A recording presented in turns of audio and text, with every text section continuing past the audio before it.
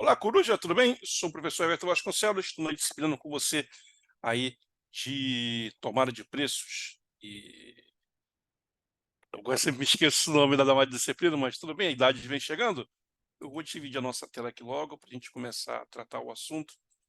Olha aí, disciplina concorrência, tomada de preços, hein? Olha só que vacilo, eu esqueci. Bom, esse é o nosso primeiro encontro Coruja. Ele vai cobrir o conteúdo da unidade de aprendizagem 01. Que é o nosso primeiro encontro, então aí tem bastante coisas interessantes. Essa disciplina marca aí como é que as entidades públicas, as organizações públicas podem fazer transações com terceiros, né? Como ela pode adquirir bens e serviços. Logicamente, por se tratar de dinheiro público, que é algo muito importante, é muito caro, né? Uma vez que os recursos públicos também são exíguos, eles acabam, então é preciso que haja uma série de mecanismos, de travas, freios e contrafreios, né, como o pessoal jurídico fala, para que proteja o erário público, para que ele não seja utilizado de qualquer maneira.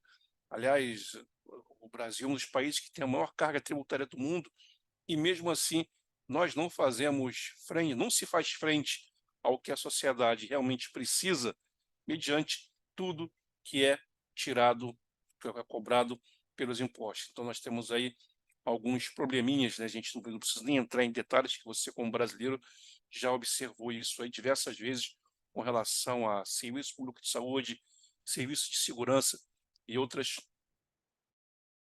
aplicados aqui do nosso país. Eu não sei agora se está gravando, eu acho que está. Acho que está indo aí. Bom, acho que foi agora.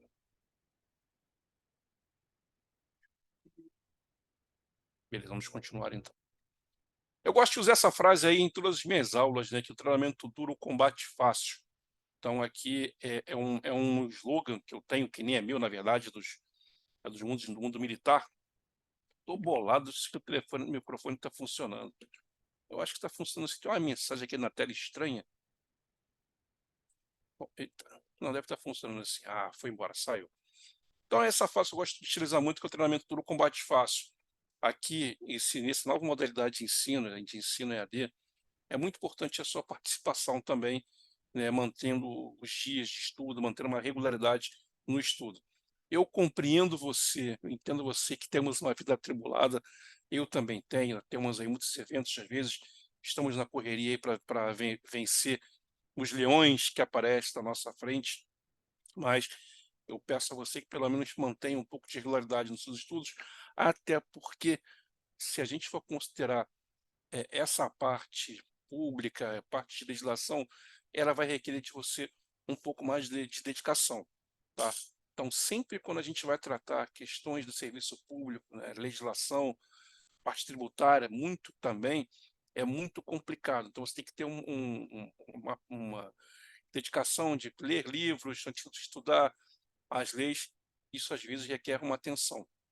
Mas lembre-se, se você estiver bem preparado agora na academia, na faculdade, quando os desafios aparecerem na sua frente, na área, na época, na sua profissão, quando você prestar algum tipo de concurso, ou, por exemplo, teu emprego, onde você está, tua empresa, for fazer algum tipo de negociação com algum ente público, você vai ter um grande diferencial. E é isso eu gosto de mostrar para os alunos. Nada nessa vida que você faz bem e você procura aprimorar, ele não vai te deixar no mesmo tamanho. Você vai, de alguma forma, vai se tornar uma pessoa um pouco diferente e, em muitos casos, melhor. Então, pense sempre: treinamento duro, combate fácil. Na faculdade, eu posso errar para que lá, na minha vida pessoal, na minha vida profissional, eu não cometa qualquer erro e saia sempre vitorioso, ou mais perto da vitória. O que a gente vai ver hoje, esses nossos 4 subassuntos, são aí o sistema de compras da administração pública, o regulamento e legislação do processo de licitação pública no Brasil, modalidades licitatórias e concorrência e tomada de preços. Então, um assunto bem amplo. A gente começa ali uma coisa mais sistema de compras, depois vai para concorrência e tomada de preços, que são algo muito mais grandioso, algo muito maior para a administração pública brasileira.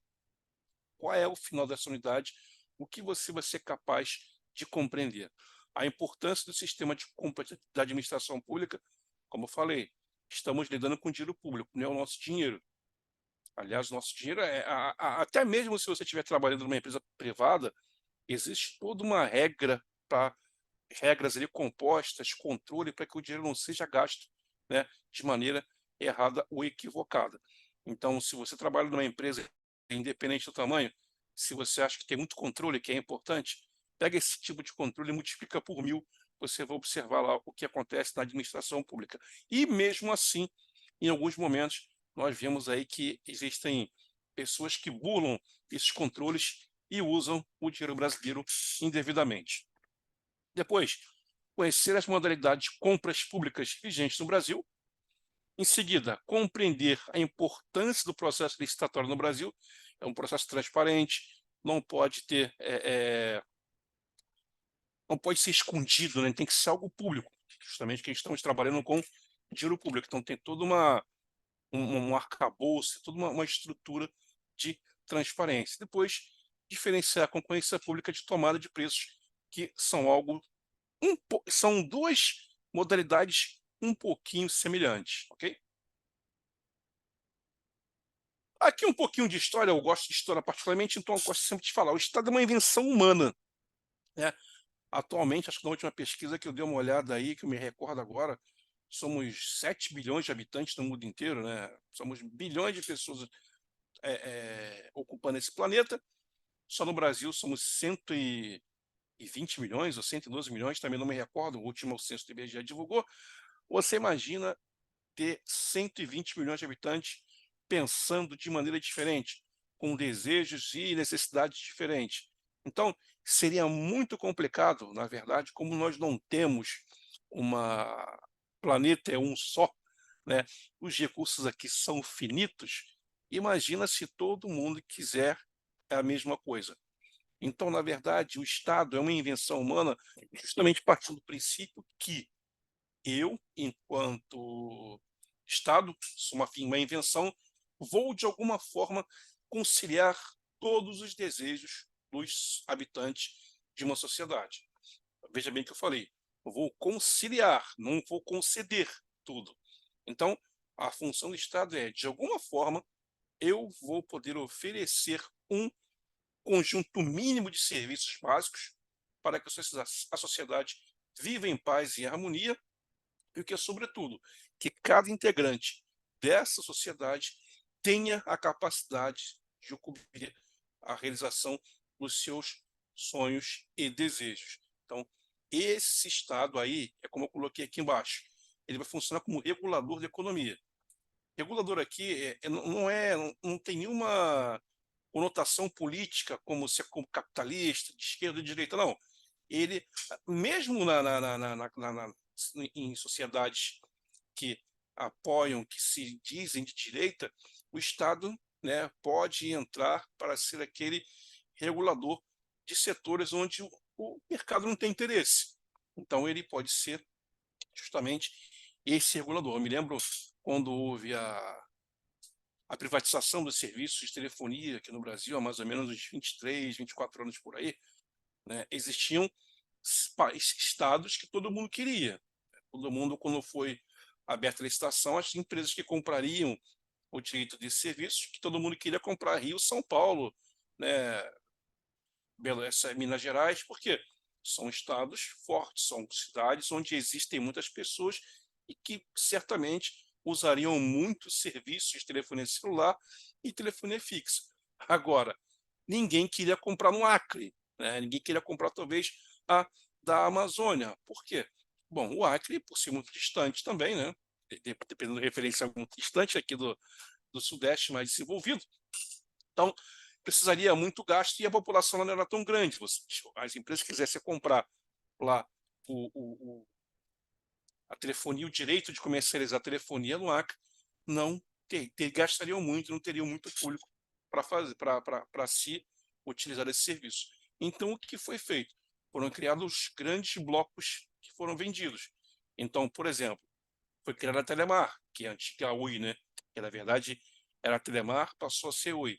Então, o quê? Eram as companhias telefônicas de Rio, São Paulo, Bahia, né, Paraná não, Pará, Amazonas e por aí vai. Mais ou menos era toda essa parte do Sudeste, tirando São Paulo, e a região do Nordeste e o Norte do país. Tanto que era TNL, que era Terra Norte-Leste. Então, aquela empresa que quisesse comprar o Rio de Janeiro, ele teria que comprar todos os outros. Aí sim ficaria vantajoso. Então, isso aqui é uma espécie de regulação da nossa economia. Então, sempre vai ter assim. Porque senão todo mundo vai querer o filé mignon, né? Ninguém vai querer. Todo mundo só vai querer filé mignon. Ninguém vai querer comer, por exemplo, a costela, por mais que seja saborosa, cheia de osso. Então, o Estado exerce algumas funções, que é a função locativa, distributiva e estabilizadora. Isso aqui, tanto na economia, quanto também em questões sociais. Então, ele vai incidir isso aqui para que todos nós tenhamos, na teoria, uma, uma vida melhor. Só que para isso ele vai precisar de quê? De dinheiro, né? Por isso que são cobrados impostos. Inclusive, uma das formas aí dessas funções é distributiva. É justamente o Estado pegar dinheiro de recurso financeiro de quem tem mais, que é alguns impostos, e entregar para pessoas que possuem menos dinheiro, né? Aí é como se fosse um imposto de renda. Ele vai pegar o imposto de renda daqueles mais ricos, pegar essa parte e devolver em serviço, né, para as pessoas que não têm tanto dinheiro assim e precisam de serem amparadas. Essa é a função também distributiva. A locativa também é algo muito parecido com o que eu falei. Tá? Aí no Brasil, né, a gente tem esse rigor com a coisa pública, né? E tem que ser assim mesmo, pessoal. Tem que ser assim. Qualquer lugar do mundo civilizado, a coisa pública vai ser sempre tratada com o maior rigor para que evitar problemas. Então, é o seguinte, o Brasil ele é um país que desenvolveu esse sistema aí que está na tela de vocês, é o Sistema Público de Escrituração Digital, chamado SPED. O que que é ele? Aqui embaixo tem aí uma explicaçãozinha do Tribunal de Contas da União, falando, né, um pouquinho sobre esse sistema também, que funciona. Espera, confundir alguma coisa que eu escolhi aqui primeiro. Modalidade de realizar entre interessados. Não, não, isso aqui esquece, foi mal, pessoal. Eu vou corrigir depois. Isso aqui não tem nada a ver. Eu copiei a definição errada. Então, eu vou apagar aqui para tirar do cá e na outra cópia eu vou atualizar. Tá bom? Isso aqui não conta, não.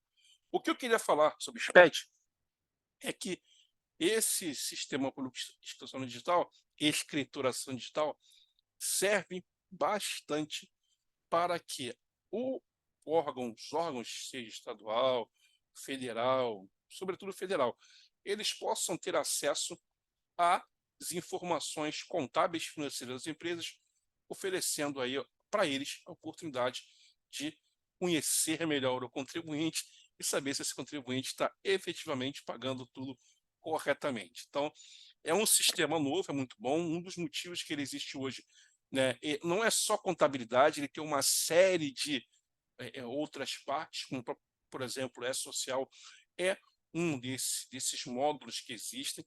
Então, existe também a parte de escrituração fiscal, também faz parte desse sistema. Inclusive, dentro do SPED, temos também a questão das compras públicas. Existem alguns sistemas que são utilizados dentro do SPED para fazer organizar essa transação entre compradores e vendedores públicos. Esse aí é o Comprasnet. É um modelinho que eu peguei na internet para mostrar para você como é que ele funciona. Ele é um facilitador. Ora, está tudo na internet.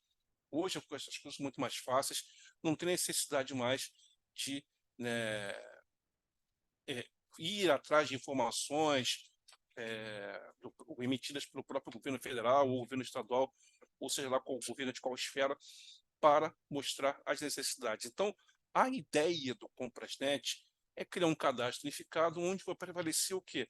A transparência, eficácia, barateamento do processo, também agilidade. e o que é mais importante de tudo, tudo vai estar para ser visto.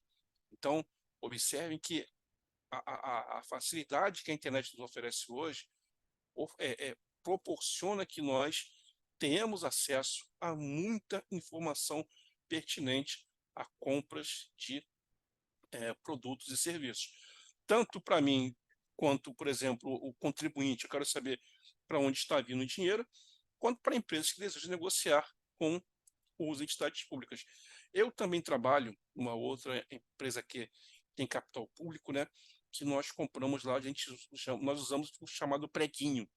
A gente coloca uma coisa lá para comprar, não sei se vocês já viram falar sobre isso, mas tem dentro do Comprasnet, né, tem lá o chamado preguinho, onde nós, pequenas vendas, pequenas negociações, pequenas compras mesmo, a gente utiliza esse sistema para que ele seja, né, adquiramos com algumas coisas. Então, é o pregão, né, como está aí, só que lá no nosso trabalho a gente chama de preguinho também. Então, quais as características desse pregão? Ele destina-se à contratação de bens comuns. Como eu falei, são pequenas coisinhas. Preciso comprar 500 resmas de papel ofício, papel A4. Então, a gente pode usar o pregão para fazer as aquisições. A gente anuncia lá, os interessados vão dando seus lances. Os licitantes apresentam propostas verbalmente de forma eletrônica. Mais presente hoje, isso é forma eletrônica. Inclusive, não é uma novidade brasileira não, tá, pessoal? Isso aqui existe lá fora também. Tem até um filme que mostra muito parecido com isso, um filme americano chamado Cães de Guerra. Conta a história de dois jovens americanos que montaram uma empresa para vender serviços para o governo americano durante a guerra do Iraque. Foi mais a ocupação do Iraque, não foi no Afeganistão, não, foi na guerra do Iraque. Então, o filme, só para não estou dando spoiler para você, estou só falando que quando uma das partes do filme que eu acho interessante é que eles ficam sempre ligados como se fosse um sistema de pregão dos Estados Unidos. Então, eles ficam lá o tempo todo olhando o que os americanos querem, o que o governo americano quer comprar, eles vão lá fazer um lance. Tá? No filme não fica claro se os lances são verdadeiros ou são abertos ou não. Eu até acredito que não seja, porque tem uma parte, quando eles vão fazer uma grande negociação com o Exército, eles fazem um lance, o governo americano aprova o lance que ele fez, né? E nesse momento, depois eles conferissem porque eles ganharam, só que lá, por um dos casos lá, um dos coordenadores do projeto a falar para o cara, nós escolhemos você porque você fez uma proposta muito interessante, né? Aí o cara, interessante quanto? Abaixo dos outros. Abaixo quanto? Usa de 53 milhões de dólares a menos. Então, lá os caras quase se mataram. Era muito dinheiro, mas eles poderiam ter ganhado muito mais, né? Então, continuando, o pregão não se aplica a contratações de obra de engenharia, locações imobiliárias e faltou... Não, esse aqui tira, locações imobiliárias. Então, observe que o pregão ele não vai ter essa possibilidade, até porque contratação de obra de engenharia é algo muito diferente. A gente não contrata, não é um bem comum, sabe? Então, por exemplo, vamos construir uma ponte.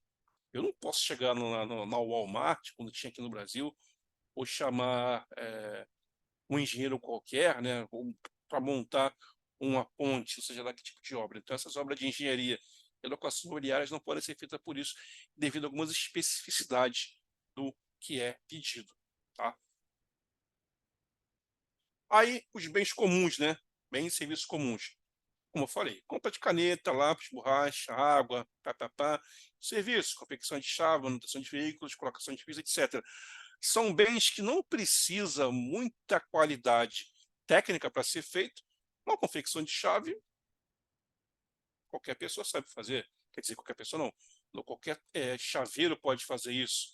Manutenção de veículos é a mesma coisa, talvez, só se o veículo for alguma coisa muito especial. Você vai ter que ter alguma coisa, como, por exemplo, o Exército vai trocar fazer uma atualização de todos os tanques de guerra que a gente tem. Não, aí não pode ser o pregão, vai ter que ser uma outra modalidade, porque o projeto é muito pesado, né? O projeto é muito grande. Agora, se for trocar lá, fazer a pintura de um carro qualquer, pode ser qualquer um. Como, por exemplo, também vamos comprar mesa. Cada mesas, você passa a especificação da mesa e lá os interessados oferecem os seus preços e vamos que vamos. Então, isso aqui são bens comuns. Se eu estiver atuando com em serviço de engenharia, esquece, não vai ser pregão, vai ter que ser por uma outra modalidade. Aí, olha só que interessante, licitação pública. Aí já mudou um pouquinho de caso, né? Na verdade, a gente pode tratar de uma maneira mais ampla. Tudo que a gente está falando agora não deixa de ser uma licitação, tá? Só que a licitação é um processo público administrativo isonômico que visa a contratação de bens ou serviços de fornecedores de forma transparente e imparcial, considerando, acima de tudo, a qualidade da execução ou produto e o balanço positivo entre custo e benefício da aquisição. Então, quando a gente fala em licitação pública, primeiro de tudo, não é bem comum, tá? Assim, teoricamente, não é. São bens muito mais elaborados e, às vezes, grandes obras, a gente pode utilizar a licitação. Então, como eu coloquei aqui embaixo para você ver, a Lei 866 de 93, que é a Lei das Licitações, uma lei importante para caramba no Brasil, estabelece que obras, contratos de prestação de serviço, as aquisições e realizações de bens devem ser adquiridas por meio de processo licitatório. Ou seja, a lei ela especificou que, obrigatoriamente, esse tipo de contratação deve ser feito por licitação. Veja bem, prestação de serviço, aquisição e alienação de bens devem ser feitos por processo licitatório. Que loucura! E quais são os princípios da licitação? Isso aqui é meio que algo meio genérico. Praticamente, se você for pegar a nossa legislação com relação a compras públicas, vai ter sempre isso aí. Legalidade, isso tem que estar em lei, tem que ter uma lei que ordene essa compra, tipo um, um, um processo, impessoalidade, moralidade e probidade administrativa, igualdade, ou seja, eu não posso favorecer nenhum ente que vai ali participar da licitação. Se bem que no passado, só para relembrar sempre, eu gosto sempre de fazer isso, trazer o que já aconteceu para a nossa realidade, o Brasil ele tinha uma coisa, né? Isso tem mais ou menos 20 anos, foi na época do mensalão lá do primeiro governo Lula. Alguns deputados faziam algumas tramóias para burlar o processo licitatório. O que eles faziam? Né? Existia uma época que todos os deputados queriam comprar ambulâncias, UTI móveis. Então tinha cidades aqui no Rio de Janeiro que eu conheço, que eu moro aqui no Rio de Janeiro, é, que tinham, às vezes, 5, 6, 7 UTIs móveis. Eu, particularmente, achava interessante, que eu falei, pô, que legal, uma UTI móvel, pô, é bom para um país onde as pessoas têm que recorrer ao serviço público, o serviço público brasileiro não é muito bom, eu achava legal essas UTI móveis. Mas depois, quando estourou o mensalão, né, e foi se enrolando muita coisa, descobriu-se que o seguinte, aquelas UTIs móveis eram adquiridas em processos licitatórios fraudulentos. Por quê? E o deputado, quando abria lá a licitação, lá, algum tipo de para comprar, ele abria um processo normalmente com a verba que ele tinha para o município dele, né? Podia fazer isso. Então, ele colocava, ele fazia uma, um projeto ali de licitação, a legalidade, como o que ele está pedindo, de uma forma que somente um único fornecedor conseguiria atender. É como se ele fizesse assim: eu vou entrar em contato com o meu fornecedor de UTI móvel, ó, qual é o tipo de equipamento que só você pode entregar? Aí o cara, ó, é isso aqui, passava tudo, então eu vou fazer em cima disso a licitação. Então, quando essa licitação era aberta, né, os outros interessados, empresas interessadas em fornecer o serviço, oferecer o carro, o veículo via, pô, eu não tenho capacidade. Aí surgiu, opa, eu tenho capacidade, eu consigo entregar. Mas só que essa venda era superfaturada. Era do tipo seguinte: se o carro custasse, se a automóvel custasse 100 mil, ele venderia por 150 mil. E depois, lá, quando o vendedor recebesse o, o, o pagamento, né, pelo governo federal, ali fazia uma divisão entre, pagaria uma parte para o deputado, né, que organizou essa licitação. Então, isso é muito ruim. Então, para mim, né, todos aqueles as UTI imóveis que eu vi em alguns municípios do Rio de Janeiro me deixaram um pouco triste. Então, vinculação ao instrumento convocatório, né, o edital, que a gente está falando, e publicidade. Eu tenho que dar publicidade. As pessoas têm que ficar sabendo o que a licitação quer.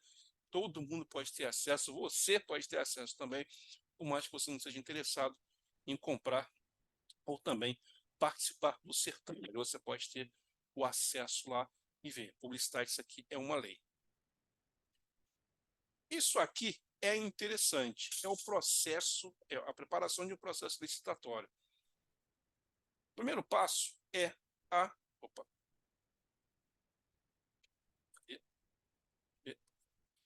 preparação.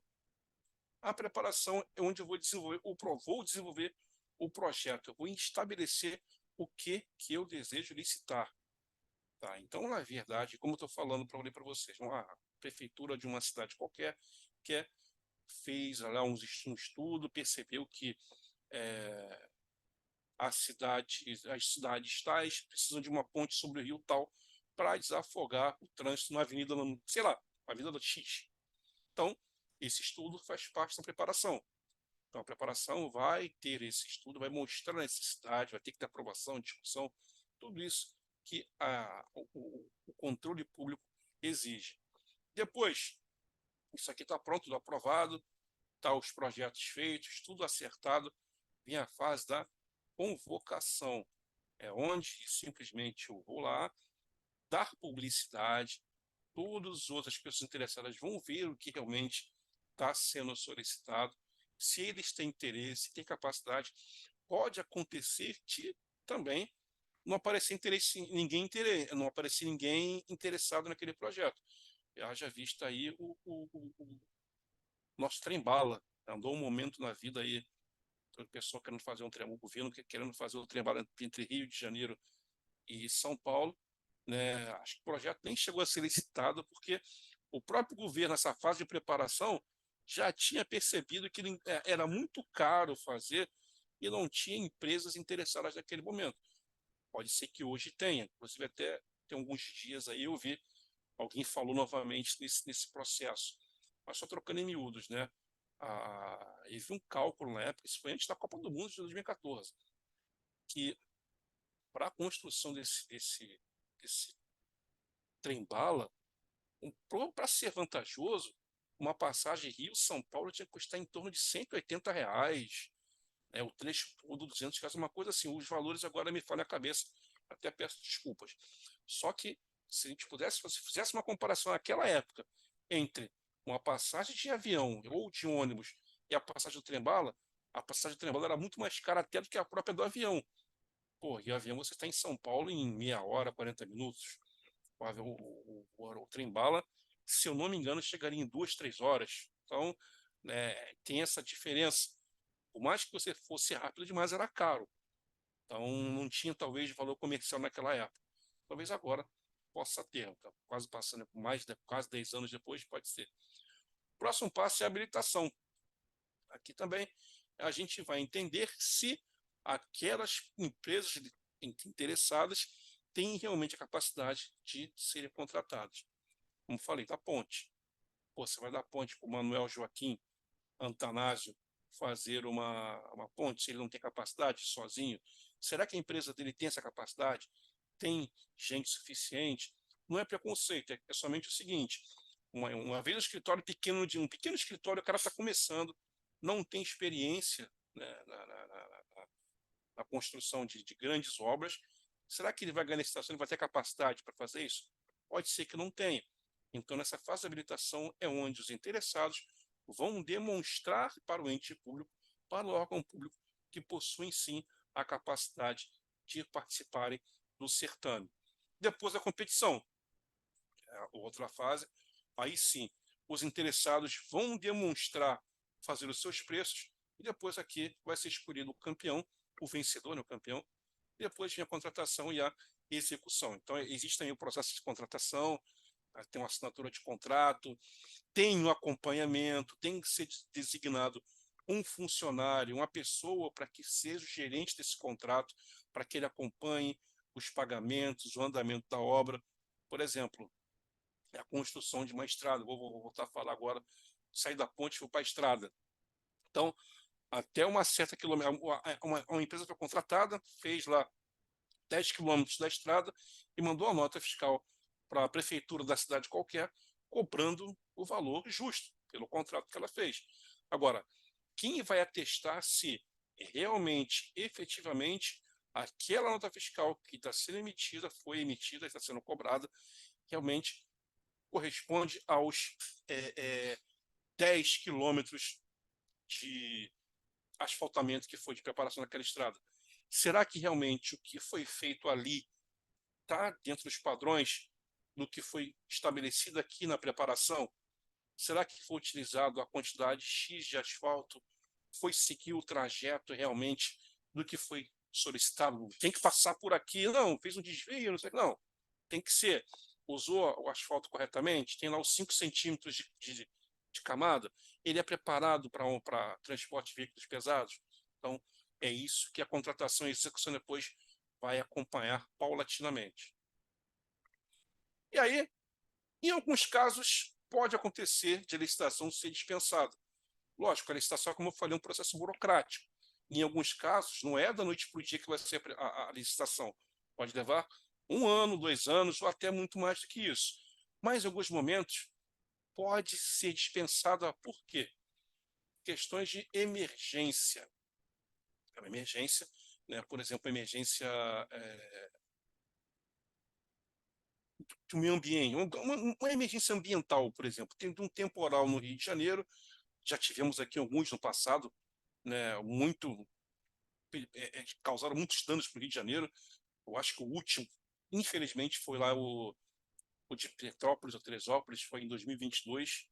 Isso foi muito ruim, morreu muita gente. Então, para fazer aquele tipo de contratação, para fazer o tipo de auxílio, né, para aquela região onde morros desabaram, não tinha tempo de fazer licitação. Imagina vou ter que fazer uma licitação aí que vai durar 90 dias, com milhares de pessoas, de centenas de pessoas soterradas, milhares de pessoas sem abrigo. Então, a própria legislação permite, em certos casos, que a licitação para a contratação de serviços de engenharia ou contratação de máquinas, bens mais, valores maiores, possam ser dispensadas de licitação, em caso de emergência. Depois, intervenções também de domínio econômico, aquisição de pequeno valor, como a gente já falou, então precisa de interessados, precisa de licitação, a ausência de interessados. Lembra que eu falei do trem-bala? Então, poderia ser o caso se for alguma coisa muito importante para o país, pode ser que, então, o governo Dilma poderia bater o pé firme, não, vou fazer essa licitação e vou escolher a empresa tal para fazer essa obra. Abastecimento em trânsito, em viagens internacionais, por exemplo, ou associação de pessoas deficientes e sem fins lucrativos. Nesse caso aqui, se eu for contratar uma empresa para prestar serviço. E existe um caso também que é aquelas empresas que têm um grande conhecimento, são empresas que têm um grande conhecimento sobre uma determinada área, e esse conhecimento é reconhecido por todos. Por exemplo, a FGV, uma USP da vida. Então, essas organizações, se forem contratadas por algum momento, alguma dessas empresas, a USP não, que a USP não é uma, acho que não aplica muito porque é uma universidade pública também, mas a FGV, que é uma entidade particular, privada, ela pode ser dispensada de licitação, tá? Justamente por isso, que ela tem algum conhecimento, ela tem um conhecimento, né, muito grande em várias áreas.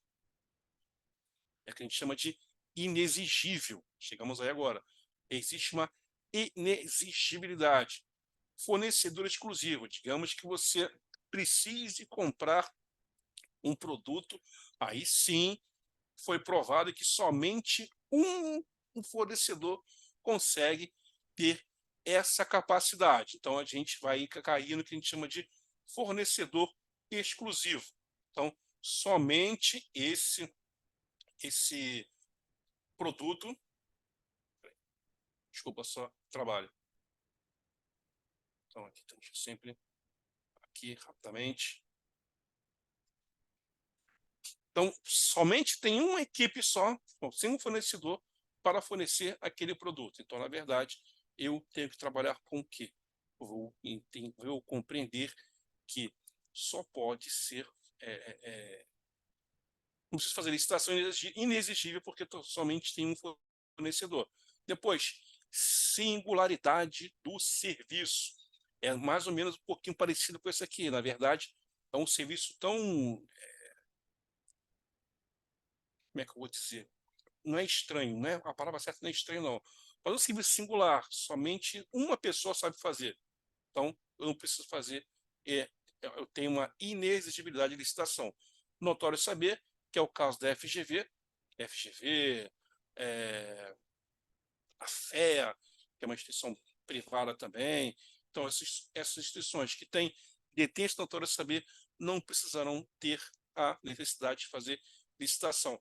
Aí eu faço uma pergunta para mim mesmo, um questionamento, que é o seguinte: cara, eu sei que a FGV tem um notório saber, eu conheço a instituição, é muito boa, como nossa instituição também tem um notório saber muito grande, mas eu penso o seguinte: se eu for contratar uma. Será que eu corro o risco, por exemplo, de chegar no seguinte: contrato um escritório de advocacia qualquer, né? Porque eu sei que ele é bom naquilo, eu sei, eu, Everton, eu sou o governador, eu sei que ele é bom, por exemplo, num tipo de causa trabalhista, vou ler o contrato. Mas você que não é da área trabalhista, você que não é advogado, você que não milita nessa área, como é que vai entender que ele sim é notório saber? Então eu fico pensando no seguinte: poxa, mas será que não teria algum certificado, alguma certificação, algum selo, algum tipo de teste que provasse, olha, essa empresa aqui, esse escritório de advocacia, tem notório saber na área de causas trabalhistas? Entendeu o que eu estou querendo dizer? Instituições grandiosas, você consegue atestar. Pô, Uniswan, FGV, né? Deixa eu ver quem mais, pensando aqui, uma FIP. Então, são instituições que você olha e fala, caramba, são instituições que são grandiosas naquilo que produzem, no saber que possuem. Agora, o escritório lá do Vasconcelos e Santos, como é o sobrenome, né? Santos Vasconcelos. Será que realmente ele tem notório saber? Como é que eu vou provar isso? Bem, e depois também profissional artista. Cara, como é que eu vou, por exemplo, no caso de Brasília? A Brasília foi, quando Brasília foi construída, foi feita uma licitação também. Tinha os projetos ali que poderiam ser, né, participar.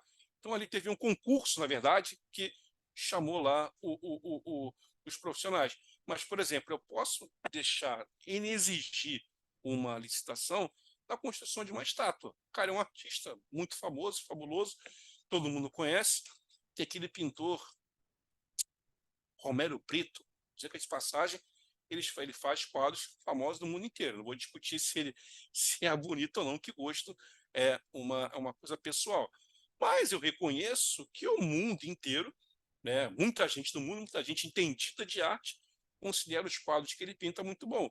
Então, se, por exemplo, algum dia eu fosse governador de algum estado, eu poderia contratá-lo para fazer uma obra de arte para o meu palácio de governo. Então, isso aí não teria, então, a, seria inexigível a minha licitação. E quais são as modalidades?